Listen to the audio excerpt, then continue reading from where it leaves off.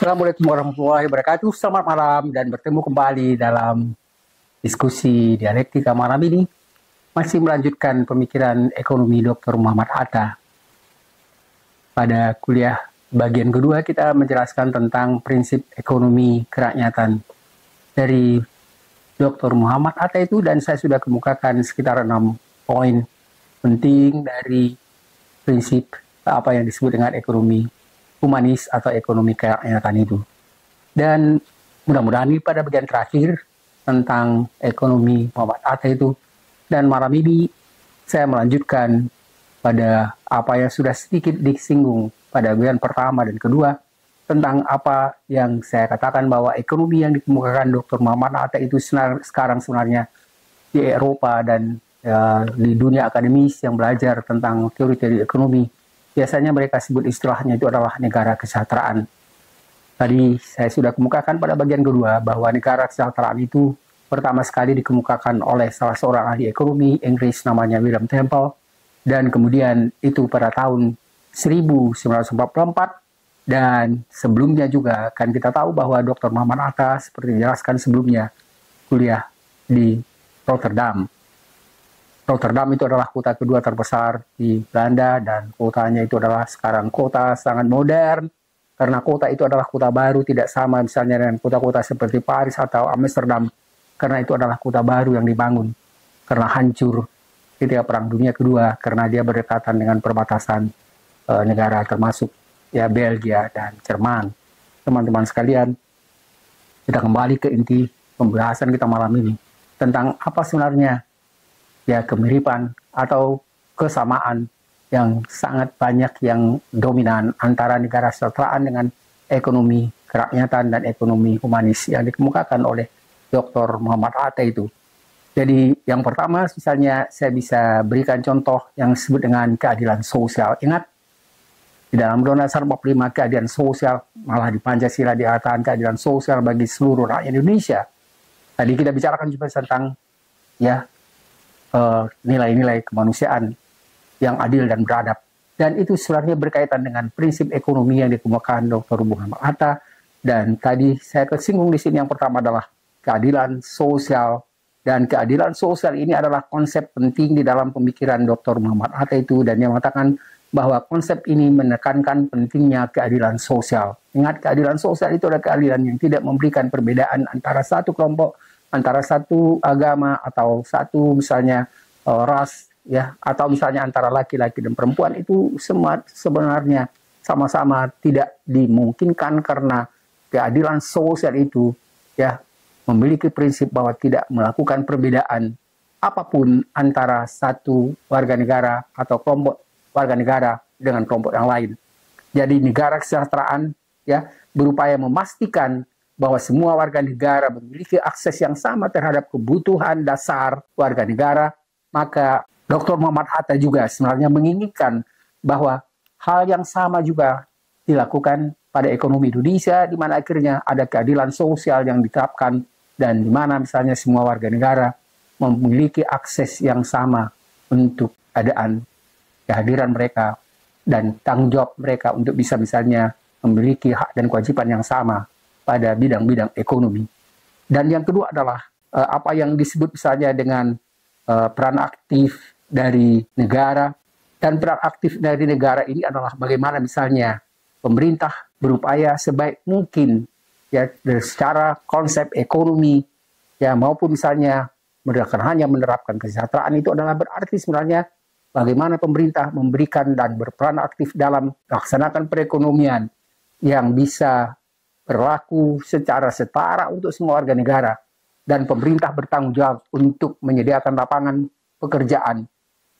pekerjaan yang sebenarnya, ingat sekarang ini justru sebenarnya sering sekali kita katakan bahwa apalagi misalnya waktu awalnya Presiden Jokowi mengatakan bahwa pada bagian pertama dia akan menciptakan 10 juta lapangan kerja bagi masyarakat Indonesia, dan itu sekarang jauh sekali dari apa yang dikemukakan itu. Apalagi dalam kondisi kita sekarang ini, misalnya sering dikatakan misalnya ada generasi Z, dan itu katanya sekarang sekitar 10 juta dari generasi itu sebenarnya tidak mempunyai lapangan pekerjaan, mereka menganggur. Lalu bagaimana misalnya kalau kondisi ekonomi kita sekarang, justru ya beberapa minggu terakhir ini kelihatannya akan semakin berat.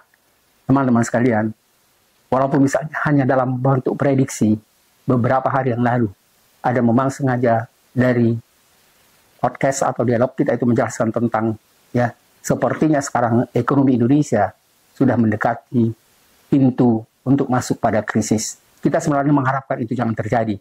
Tapi kalau kita tidak awas, sekarang juga kita lihat bahwa $1 Amerika itu sudah sama ya nilai tukar dengan Rp16.000. Malah mungkin bisa lebih dan akan bertambah lagi. Mudah-mudahan itu bisa dihindari dan itu sebenarnya sangat ya tergantung pada kebijakan pemerintah. Teman-teman sekalian, jadi tadi kita katakan bahwa ya peran aktif negara itu untuk bisa menata ekonomi secara adil, dan yang kedua tadi sudah kita kemukakan juga, dan yang ketiga adalah penghapusan kemiskinan. Teman-teman sekalian, penghapusan kemiskinan yang ada dalam Undang Dasar 45 atau misalnya dalam apa yang dikemukakan oleh Dr. Muhammad Hatta, sekarang sebenarnya itu menjadi satu prinsip, malah itu sebenarnya nomor 1 dalam SDGs. Jadi dunia harus bekerja sama untuk menghilangkan kemiskinan di dunia ini. Walaupun sebenarnya juga kalau kita lihat misalnya gerakan dunia untuk bisa misalnya menghilangkan kemiskinan itu juga tidak berbeda jauh dengan apa yang kita lakukan di Indonesia. Teman-teman sekalian, jadi penghapusan kemiskinan itu merupakan prinsip penting, dan kita mengatakan tadi misalnya bagian bagaimana kita menerapkan ya akses yang sama, kemudian misalnya memberikan ya atau menghilangkan kemiskinan, dan kemudian penghapusan kemiskinan ini bertujuan untuk menghapuskan kemiskinan dan meningkatkan kesejahteraan rakyat. Jadi pada prinsipnya sebenarnya tujuan utama pembangunan ekonomi itu adalah bagaimana misalnya rakyat itu bisa merasakan sejahtera dan tidak terancam untuk kebutuhan kehidupannya sehari-hari.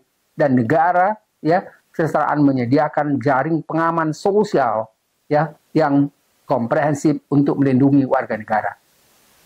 Jadi yang kita katakan di sini menyediakan jaring keamanan atau pengamanan sosial yang komprehensif, bukan seperti misalnya memberikan bos itu, yang sering sekarang dikatakan bahwa bos itu sepertinya misalnya membiarkan rakyat selalu tergantung pada bantuan bos yang diberikan pemerintah dan tidak pada upaya bagaimana misalnya masyarakat yang miskin itu malah dicoba mereka bisa misalnya mengupayakan dirinya sendiri untuk bisa menghidupi dirinya, keluarganya secara layak. Dan itu sebenarnya bisa saja terjadi seandainya misalnya seperti saya katakan tadi, bagaimana tanah-tanah yang ada yang sampai ratusan ribu hektar itu bisa dimiliki dan diberikan kembali kepada rakyat untuk bisa mereka memperoleh ya tempat untuk berusaha, untuk bertani. Yang berikutnya dikatakan di sini bahwa upaya yang sifatnya komprehensif untuk melindungi warga negara dari kemiskinan dan ketidakamanan secara ekonomi. Hatta benar-benar berupaya dan fokus pemikirannya pada pemberantasan kemiskinan melalui kebijakan yang mendukung ekonomi rakyat dan distribusi kekayaan yang lebih merata. Teman-teman sekalian, ini adalah sebenarnya satu pemikiran yang sangat ideal, dan tapi walaupun dikatakan ideal bukan berarti itu tidak bisa dilaksanakan, tapi bisa saja dilakukan seandainya misalnya jabat negara berupaya untuk bisa menerapkan prinsip yang kita katakan tadi, keadilan ekonomi dan kesetaraan ekonomi itu.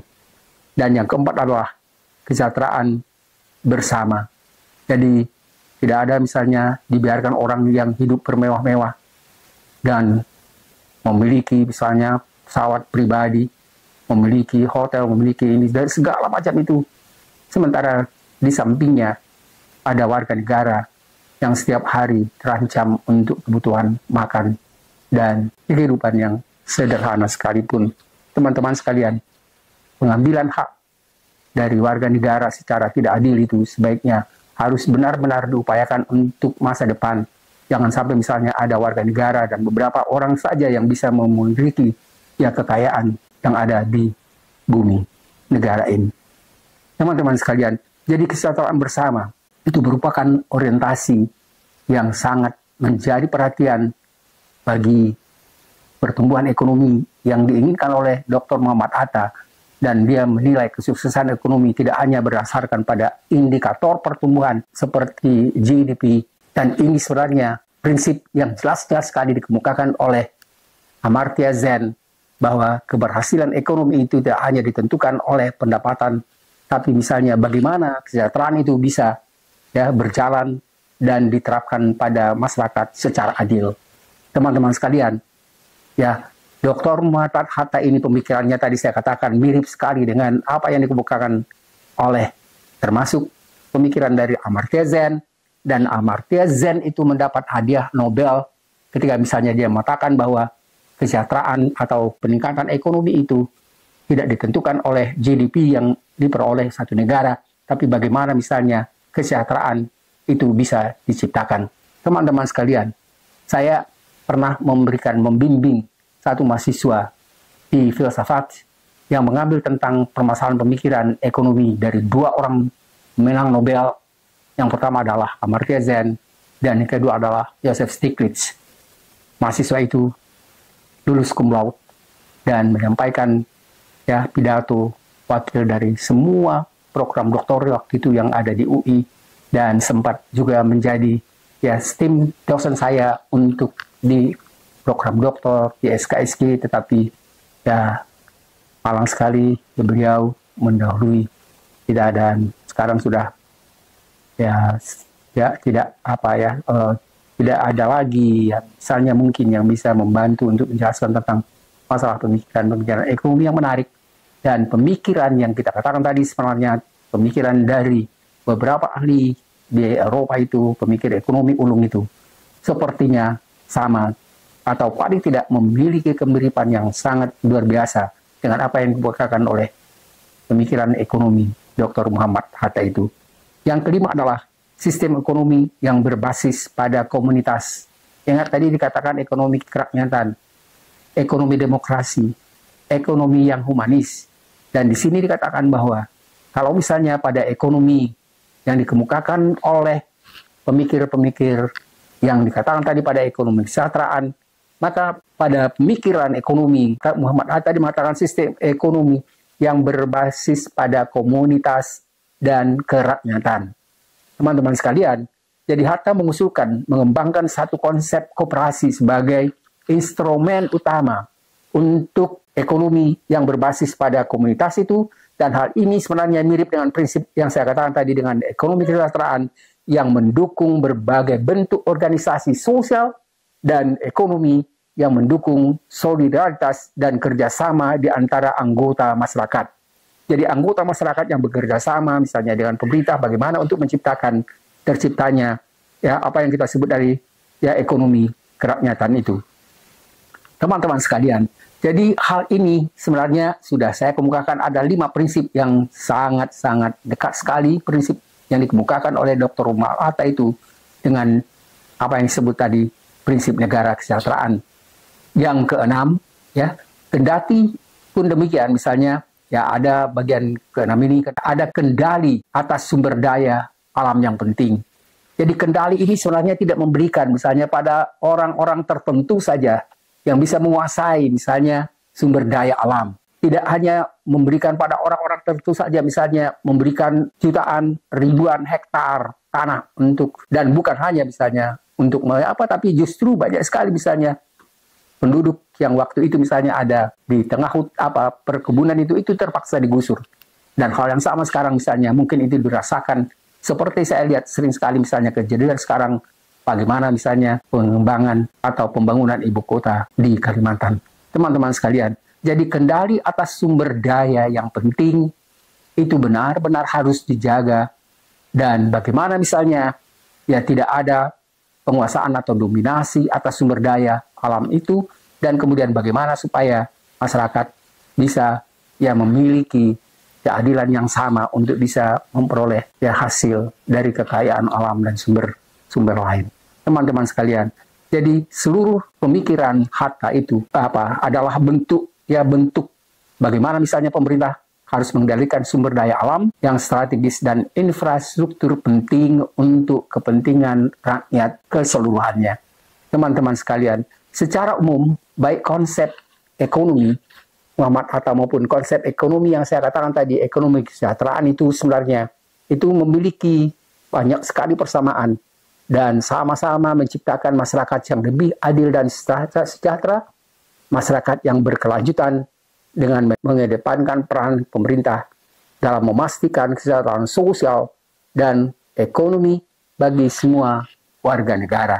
Teman-teman sekalian, jadi jelas sebenarnya biografi singkat Dr. Muhammad Hatta dan pendidikan dan judul yang kita jelaskan tadi pada ekonomi kerakyatan itu sebagian besar sudah kita kemukakan pada diskusi malam ini dan diskusi pertama dan kedua, dan ini adalah bagian yang ketiga. Mudah-mudahan pemikiran Dr. Muhammad Hatta dapat kita pahami kembali, kita pelajari kembali, dan dia memberikan semangat bagi kita untuk bisa membangun ekonomi yang sesuai dengan cita-cita pendiri negara ini.